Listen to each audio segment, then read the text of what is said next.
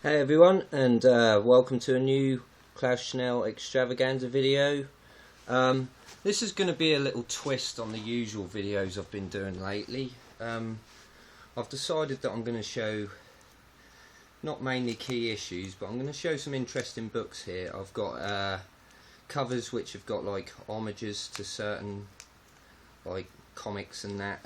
There's also some gimmick covers as well, and just some random books from mainly the Bronze Age, and then I've got some unusual ones with some minor keys at the end, but then there's a really good key which I'm going to show last. So I'm going to start off now. This is Thunderstrike number 16. Nothing special, I just like the cover. I think that might be Thor who's holding the poster there, with the She-Hulk versus Titania grudge match. So it was quite nice. I didn't get that for very much, less than £1. Didn't pay very much, I mean. Right, the next one. This is a comic that I saw quite a few months ago on a Captain Strangelove video, and I thought, well, you got to pick it up. I quite admire SpongeBob, you know. I think he's a pretty good character, so I thought, why not just pick it up. And it cost me cover price, so yeah, that was a good one. And this one is like an homage cover to like the old EC comics from the 50s, so I thought that was pretty cool. Then we have some gimmick ones here. This is a silver foil cover. It's also a newsstand. Silver Surfer number 50. Really cool Thanos cover. Really like that. I don't quite know who the artist is. The signature's there. I think it's Ron Lim, who I think done quite a bit of it, Silver Surfer. I was going to say X-Men there. Right, so yeah, that was a nice one to get. That was from the local comic shop in where I live. So this is another one which I also got from the same place. This is the Incredible Hulk number 393. I don't know if you can see that well, but it's got a green foil cover. Just liked it, so I thought, why not? This is a cover swipe of Incredible Hulk number 1 from 1962. So yeah, I thought, why not? Then we have the last one out of the gimmick covers. This is Incredible Hulk number 400, also from the same place, and if you can see, it's quite sort of got glittery bits going on here, which I thought was quite eye appealing, so I had to get it. And also like the leader as well, really good character. Right, then we've got some Bronze Age ones here. These are actually my first 4 ever books I've picked up of this title. We've got G.I. Joe. This is number 6. These are in really nice high grade shape. Cobra Commander on the cover. I'm using Destroy Duck number 1 as a backdrop. And then we have G.I. Joe number 10. Number 26, which I think is the origin of Snake Eyes, and that continues in number 27 with a classic Snake Eyes Storm Shadow confrontation. So yeah, they were cool to get. I got them really cheap. Can't quite remember how much for, because I got these books quite a while ago. I'm going to hopefully pick up some more G.I. Joe. I'm around more like the first 10 I want to get, if I can. Well, number 1's going to be a bit of a job, but the rest of them I think will be alright. This is a Bronze Age comic from Atlas. Phoenix number 2. I think this is from 1975. These are really underrated comics, actually, I think, you know, from Atlas. If I see them, I'll always pick them up. This has got quite a faded cover, so I don't quite know what sort of grade to give it. Maybe a fine minus or something like that. Just at a guess. That one, I'm not too sure what the actual grade is for faded covers though. It's mainly the colours and that. Then we have, this is the last issue from this series. It's the only actual comic I've got from this, Forever People. This is number 11. I did read this comic. I think there might be some sort of significance to it. I think it might be a key, but I can't quite remember who the character was. Next video that I'll show this comic again, and then I'll find out who the actual character is, unless someone can inform me with it beforehand. But I'll probably do that anyway. Then we've got another Amazing Spider-Man to my collection, number 199.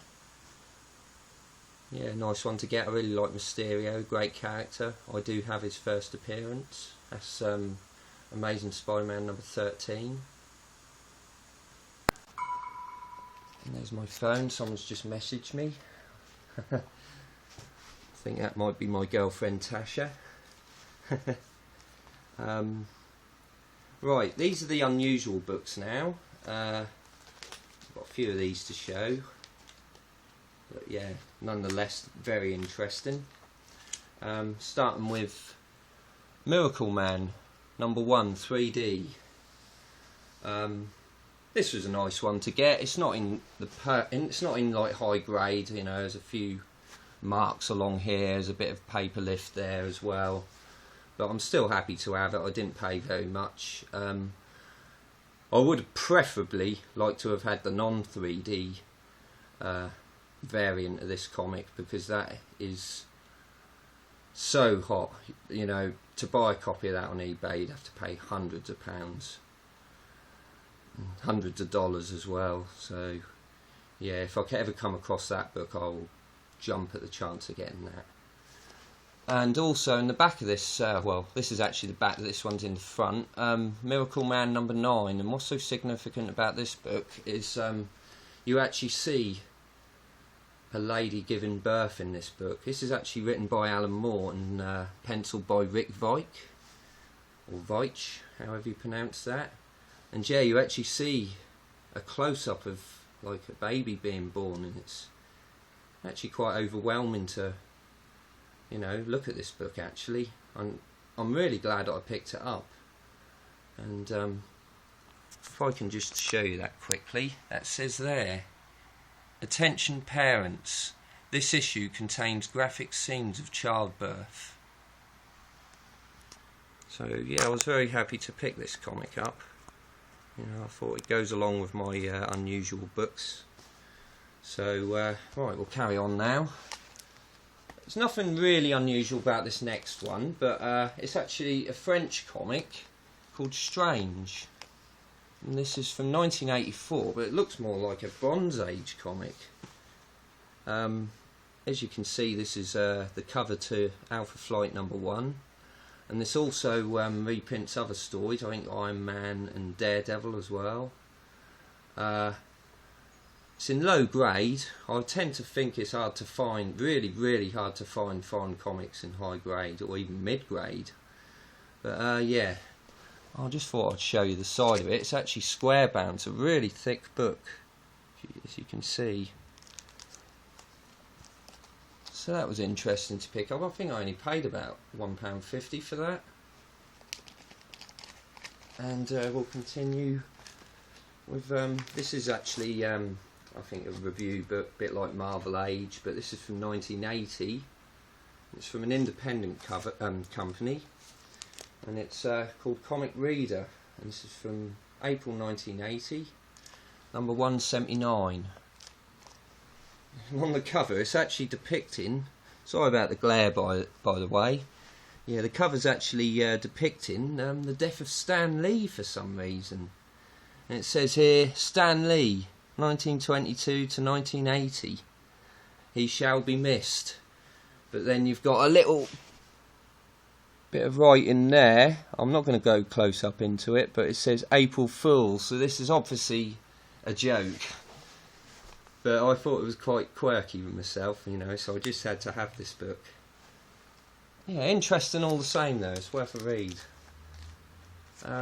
Right, this one, These are all reprints, but I thought it was actually a nice compilation. It's called Extinct, and it's 68 pages. It's number 2, and what it is a collection of perfectly awful stories from the golden age of comics. These are like the equivalent of like B-movies on like DVDs and that. And some of the stories and the artwork in it is just so bad, you know what I mean? But it's actually that bad, it's entertaining and quite funny actually. So I was, most chuffed to get this book. And I really like the cover as well. I think it's from one of the Lee Gleason books, if I'm not mistaken. Something like Punch Comics. I think they're from the 40s. They're Golden Age books. But yeah, as they say, Golden Age of comics. But yeah, well worth a read. The only unfortunate thing about it is it's in black and white. But to tell you the truth, I don't think that really deters anything. These stories are just proper trash, you know what I mean? So, you know, if anyone's into that sort of thing, I recommend this. Right, now this book's most unusual. I got this really cheap actually. I've seen this go for about £12–15, but it's an underground comic, and it's not the sort of topic you'd expect in a comic at all. It's a one-shot. This is called Abortion Eve, and that's all I can say really. It's just a very odd book to exist, you know. I thought it was in my incredibly strange, you know, like weird comics, the Lebanon book, but no, it isn't actually featured in there. But you know, I'm sure it was a contender, all right. But yeah, just had to pick this up. Like I say, I collect unusual books as well, so it's in really nice grade. I'd probably say a fine plus, maybe a very fine minus. And it's the first print. So yeah, happy with that. This one I picked up just simply because it's quite a funny cover and what it says as well. It's an independent book again, Acclaim Comics. This is Trinity Angels, number 2, The Coming of the Prick. I thought that was most hilarious with the title. And it says there, believe it, offend. I just find that quite a mad book indeed. So yeah, I just had to pick that up. Nothing significant about it, but yeah, it didn't cost me very much. I think I got that from the local market. So yeah. Right, this one is surprisingly created by Neil Adams, and I've got to say this is probably his worst creation ever. I saw this. I heard about this character in. I'm going to show the book anyway. It's Skate Man #1, Neil Adams. It's just unbelievable that he actually created something this bad. But it's actually featured on a YouTube video. I think it's like the 10 worst superheroes ever created. And this book was actually featured on it. And it goes on about the character. He basically just rolls around in skates, beating up criminals and saving people and all that rubbish. But it's like, wow, is it really worth it, you know what I mean? It's pretty silly if you ask me.